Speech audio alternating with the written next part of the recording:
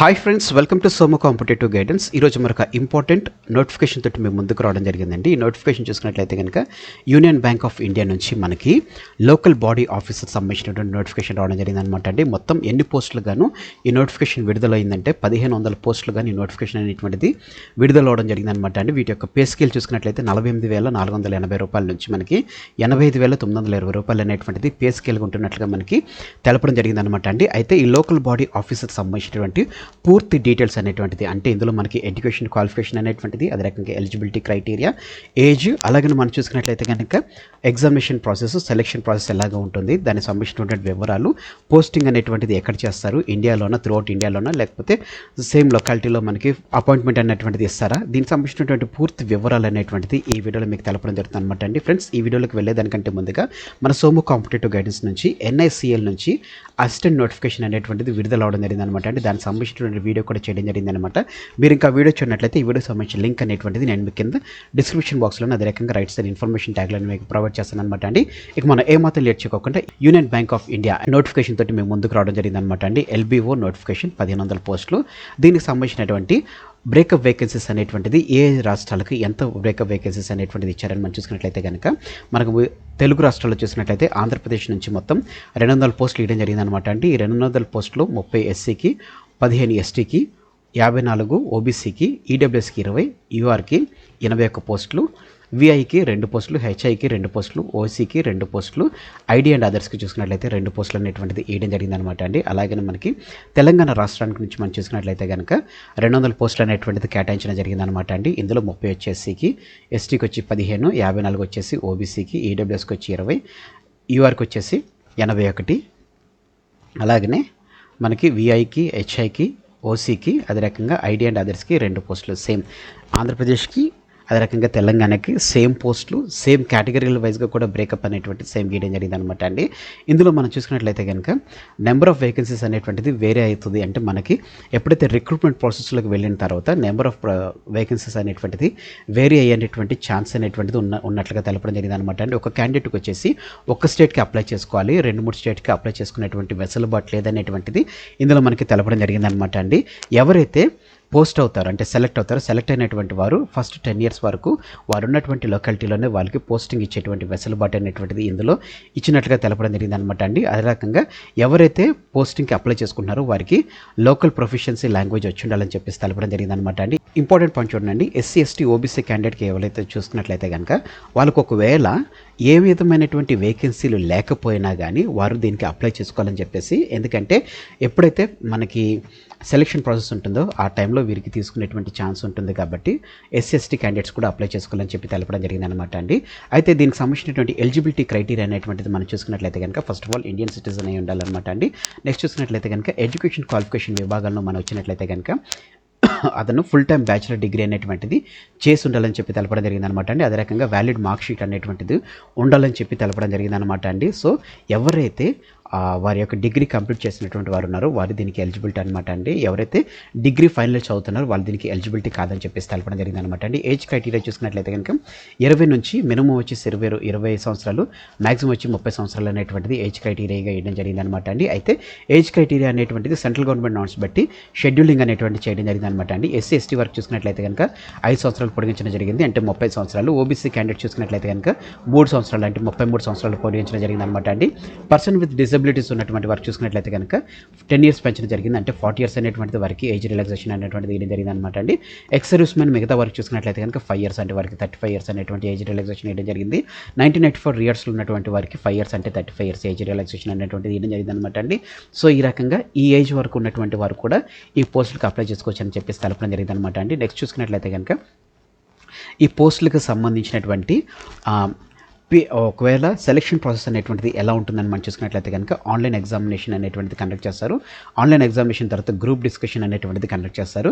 దాని తర్వాత screening of application అనేటువంటి చేస్తారు. తర్వాత పర్సనల్ ఇంటర్వ్యూ అనేటువంటి తీసుకుంటారు అనమాట అండి. అంటే నెంబర్ ఆఫ్ అప్లికెంట్స్ బట్టి, ఎలిజిబుల్ క్యాండిడేట్స్ బట్టి పర్సనల్ ఇంటర్వ్యూ అనేటువంటిది తీసుకుంటారు. లేకపోతే కనుక తక్కువ మెంబర్స్ కనుక సెలెక్ట్ అయినట్లయితే కనుక డైరెక్ట్ వారికి పోస్టింగ్ అనేటువంటిది ఇస్తున్నట్లుగా తెలపడం జరిగింది అనమాట అండి. ఈ పోస్టింగ్ సంబంధించినటువంటి first of all online examination pattern మనం చూసుకున్నట్లయితే కనుక ఆన్లైన్ ఎగ్జామినేషన్ ప్యాటర్న్లో మనం చూసుకున్నట్లయితే మొత్తం 5 టాపిక్స్ అనేటువంటిది ఉంటుందన్నమాట అండి. రీజనింగ్ టెస్ట్, అదే రకంగా కంప్యూటర్ యాప్టిట్యూడ్ అనేటువంటి 45 క్వశ్చన్స్కి 60 మార్క్స్ ఇవ్వడం జరుగుతుంది. ఇంగ్లీష్ అదే రకంగా హిందీ మీడియంలో మనకి ఎగ్జామ్ అనేటువంటిది కండక్ట్ చేస్తారు. 60 మినిట్స్ టైం అనేటువంటిది కేటాయించడం జరుగుతుంది అనమాట అండి. Next general economy banking awareness సంబంధించినటువంటి 40 క్వశ్చన్స్ 40 మార్క్స్ ఇంగ్లీష్ అండ్ హిందీలో లాంగ్వేజెస్ వేయడం జరుగుతుంది అనమాట అండి. 35 మినిట్స్ అనేటువంటిది దీనికి కేటాయించడం జరుగుతుంది అనమాట. Data analysis and data interpretation సంబంధించినటువంటి 35 క్వశ్చన్స్ 60 మార్క్స్ అనేటువంటిది కేటాయించడం జరుగుతుంది. ఇంగ్లీష్ అదే రకంగా హిందీ లాంగ్వేజెస్లో మనకి ఎగ్జామ్ అనేటువంటిది కండక్ట్ చేస్తారు. మ్యాక్సిమం టైం వచ్చేసి 45 మినిట్స్ అనేటువంటిది అలాట్ చేయడం జరుగుతుంది అనమాట అండి. Next English language 35 questions 40 marks అనమాట అండి. ఇంగ్లీష్లో ఉంటుంది 40 మినిట్స్ డ్యూరేషన్ అనమాట.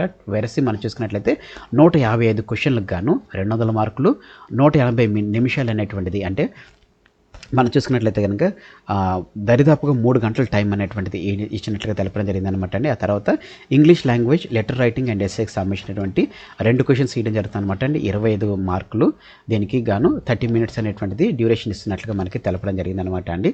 సో ఇవి ఆన్లైన్ ఎగ్జామినేషన్స్ సంబంధించినటువంటి స్ట్రక్చర్ అనేటువంటిది ఉంటుందన్నమాట అండి. దీనికి ఒక నెగిటివ్ మార్కింగ్ ఉంటుందా, పెనాల్టీ ఏమైనా ఉంటుందంటే 1/4 ఆఫ్ నెగిటివ్ మార్కింగ్ ఉంటుంది, అంటే 0.25 మార్క్స్ అనేటువంటిది కట్ ఆఫ్ చేస్తున్నట్లుగా తెలపడం జరిగిందనమాట అండి.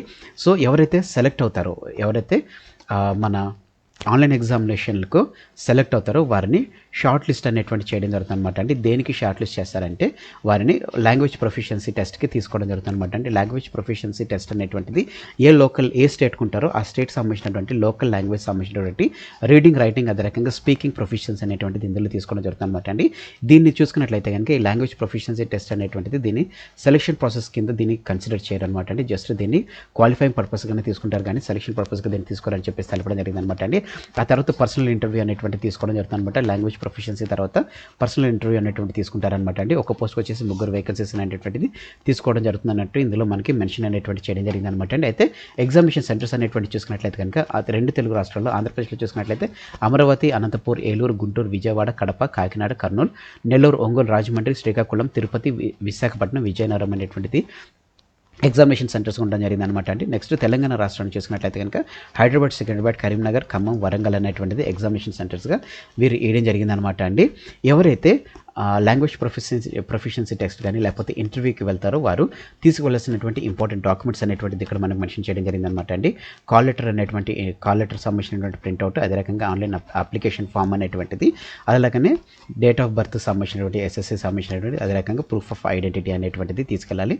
మార్క్ షీట్ అనేటువంటిది మనకి మీది ఏదైతే హయ్యర్ డిగ్రీ ఉందో హయ్యర్ డిగ్రీ నుంచి 10th క్లాస్ వరకు ప్రతి ఒక్క మార్క్స్ డిగ్రీ అనేది తీసుకెళ్ళాలి. అదే రకంగా మీ కమ్యూనిటీ సంబంధించినటువంటి సర్టిఫికేట్స్ అనేటువంటిది తీసుకువెళ్ళాలని చెప్పేసి ఇందులో మనకి మెన్షన్ చేయడం జరిగింది అనమాట. డిసబిలిటీ ఉన్నటువంటి వారి disability certificate, ex servicemen certificate, అదే రకంగా గవర్నమెంట్ ఎంప్లాయీ వరకు ఉన్నటువంటి వారి సర్టిఫికేట్, ఎక్స్పీరియన్స్ సర్టిఫికేట్, అన్ని డాక్యుమెంట్స్ అనేటువంటి తీసుకుని వెళ్ళాలని చెప్పేసి ఇందులో మనకి మెన్షన్ అనేటువంటి చేయడం జరిగింది అనమాట అండి. అదే రకంగా ఇందులో మనం చూసుకున్నట్లయితే కనుక ఎవరైతే అప్లై చేసుకున్నారో అప్లికేషన్ ఫీజు అనేటువంటి చూసుకున్నట్లయితే కనుక జనరల్ క్యాండిడేట్స్కి 850 రూపాయలు అనేటువంటిది విత్ ఇంక్లూజివ్ జిఎస్టీ అనేటువంటిది ఇవ్వడం జరిగింది అనమాట. ఎవరైతే ఎస్సీ ఎస్టీ పీడబ్ల్యూడీ క్యాండిడేట్ ఉన్నారో వారికి 175 రూపాయలు అనేటువంటిది అప్లికేషన్ ఫీజుగా వీరు మెన్షన్ అనేటువంటి చేయడం జరిగింది అనమాట అండి. అప్లికేషన్ ప్రాసెస్ చూసుకున్నట్లయితే కనుక సేమ్ ఐబీపీఎస్ సంబంధించినటువంటి అప్లికేషన్ ప్రాసెస్ అనమాట అండి. దీనికి సంబంధించిన లింక్ అనేటువంటిది నేను మీకు అంటే ఆన్లైన్ అప్లికేషన్ ప్రాసెస్ సంబంధించిన లింక్ అనేటువంటిది నేను మీకు కింద డిస్క్రిప్షన్ బాక్స్లో ఇస్తాను అనమాట అండి. మీకు ఈ రకంగా పేజ్ అనేటువంటిది ఓపెన్ అవడం జరుగుతుంది అనమాట. ఇక్కడ మనం click here for new registration అని చెప్పేసి ఇక్కడ మీ నేము కన్ఫర్మ్ నేము, మిడిల్ నేము కన్ఫర్మ్ చేసుకుని మీ మొబైల్ నెంబరు, మీ ఈమెయిల్ ఐడి, సెక్యూరిటీ కోడ్ అనేటువంటి ఇచ్చిన తర్వాత మీరు బేసిక్ ఇన్ఫర్మేషన్ అనేటువంటి సేవ్ చేయడం జరుగుతుంది అనమాట అండి. ఒకవేళ మీకు దీనికి సంబంధించినటువంటి ఏమన్నా మీకు డీటెయిల్స్ కావాలనుకున్నా కానీ లేకపోతే ఆన్లైన్ అప్లికేషన్ ప్రాసెస్ కావాలనుకున్నా కానీ మీరు కింద కామెంట్ సెక్షన్లో కనుక మీరు కామెంట్ సెక్షన్లో ఆన్లైన్ అప్లికేషన్ అని చెప్పేసి మీరు ఇచ్చినట్లయితే దానికి సంబంధించినటువంటి వీడియో కూడా మీకు చేయడం జరుగుతుంది అనమాట అండి.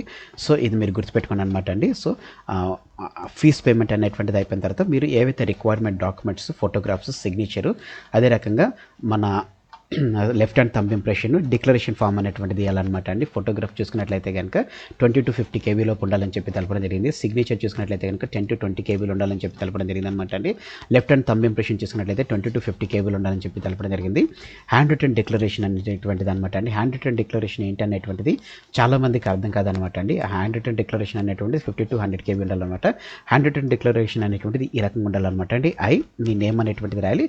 Here by declare that the all information submitted by me in the application in form is correct. True and valid. I will present the supporting documents as and when required అనేటువంటిది ఇక్కడ మనం రాయాల్సినటువంటి hand return declaration అనమాట అండి. ఈ declaration చేసేసిన తర్వాత మనకి maximum application process అనేటువంటిది ఎండ్ అయిపోవడం జరుగుతుంది అనమాట అండి. అయితే దీనికి సంబంధించినటువంటి ఆన్లైన్ అప్లికేషన్ ప్రాసెస్ అనేటువంటిది ఎప్పటి నుంచి స్టార్ట్ అవుతుంది, దానికి సంబంధించినటువంటి వివరాలు మనం చూసుకున్నట్లయితే కనుక ఆన్లైన్ అప్లికేషన్ అనేటువంటిది 24th అంటే ఈ రోజు నుంచి మనకి ఆన్లైన్ అప్లికేషన్ అనేటువంటి స్టార్ట్ అవ్వడం జరిగింది అనమాట అండి. ఆన్లైన్ అప్లికేషన్ ఎండింగ్ వచ్చేసి 13th November నుంచి ఆన్లైన్ అప్లికేషన్ అనేటువంటిది ఎండ్ అవుతున్నట్లుగా మనకి ఇందులో మెన్షన్ అనేటువంటి చేయడం జరిగింది అనమాట అండి. సేమ్ ఎన్ఎస్సిఎల్కి కూడా చూసుకున్నట్లయితే కనుక ఎన్ఎస్సిఎల్ కూడా అసిస్టెంట్కి సంబంధించినటువంటి సేమ్ డేట్స్ అనేటువంటిది వేయడం జరిగింది అనమాట అండి. మీ పేమెంట్ మోడ్ కూడా సేమ్ ఇదే డేట్స్లో మీరు చేసుకోవాలని చెప్పేసి తెలపడం జరిగింది అనమాట అండి. సో ఫ్రెండ్స్, ఇదండి మనకి యూనియన్ బ్యాంక్ నుంచి వచ్చినటువంటి లాంగ్వేజ్ లోకల్ బ్యాంక్ ఆఫీసర్ సంబంధించినటువంటి పూర్తి వివరాలతో కూడినటువంటి వీడియో. మీకు ఏ విధమైనటువంటి డౌట్స్ ఉన్నా కానీ మీరు కింద కామెంట్ సెక్షన్లో మీరు కామెంట్ చేసినట్లయితే కనుక తప్పకుండా దానికి సంబంధించినటువంటి వీడియో అనేటువంటిది నేను మీకు చేయడం జరుగుతుంది అనమాట అండి. సో ఫ్రెండ్స్, ఇదండి యూనియన్ బ్యాంక్ సంబంధించినటువంటి లోకల్ బాడీ ఆఫీసర్ సంబంధించినటువంటి వివరాలు. Thanks for watching the video. Have a nice day. All the best for exams. Bye.